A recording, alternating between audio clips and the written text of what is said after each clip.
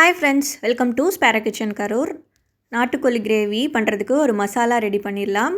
Mixie ஜாரில் ஒரு teaspoon மிளகு, ஒரு டீஸ்பூன் சோம்பு ஆட் பண்ணிக்கலாங்க. ஒரு 3/4 டீஸ்பூன் சீரகம் ஆட் பண்ணிக்கலாங்க.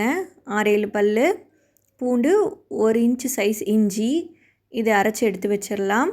கிரேவி பண்ணுறதுக்கு அடுப்பில் கடாய் வச்சுட்டு ஆயில் நல்லெண்ணெய் விட்டால் தான் சிக்கன் கிரேவிக்கு நல்லா இருக்குங்க. 1 இன்ச்சு பட்டை, 2 கிராம்பு, கொஞ்சமாக சோம்பு ஆட் பண்ணிக்கலாங்க. அது பொரிஞ்சதுக்கப்புறம் ஒரு வரமிளகாய், கொஞ்சம் கருவேப்பிலை, சின்ன வெங்காயம் ஒரு 10லேருந்து 15 நம்பர் நல்ல பொடியாக நறுக்கி ஆட் பண்ணிக்கலாங்க. அது நல்லா ஃப்ரை ஆகட்டும். ஒரு பச்சை மிளகாய் நறுக்குனது ஆட் பண்ணிடலாங்க. 2 மீடியம் சைஸ் தக்காளி நல்லா குட்டியாக அரிஞ்சு அதையும் ஆட் பண்ணிடலாங்க. நல்லா ஃப்ரை பண்ணிடலாம். நம்ம அரைச்சி வச்சுருந்த இந்த மசாலாவை இதில் ஆட் பண்ணிடலாங்க.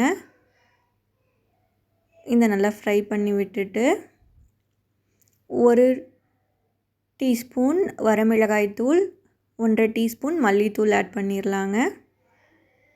அதையும் நல்லா ஃப்ரை பண்ணிடலாம். 1/4 டீஸ்பூன் மஞ்சள் தூள் ஆட் பண்ணிடலாங்க. நம்ம வாஷ் பண்ணி எடுத்து வச்சுருந்த சிக்கன் பீசஸையும் இதில் ஆட் பண்ணிடலாங்க. நல்லா பெரட்டி விட்டுட்டு தேவையான அளவு உப்பு ஆட் பண்ணிடலாங்க. இந்த மாதிரி அரைச்சி வச்சோம்னா மசாலாவோட வாசமே செமையாக இருக்குங்க. செய்யும்போதே சிக்கன் கிரேவியோட டேஸ்ட்டும் சூப்பராக இருக்கும். 1 கப்பு தண்ணி ஆட் பண்ணிவிட்டு சிக்கனை வேக விட்டுறலாங்க.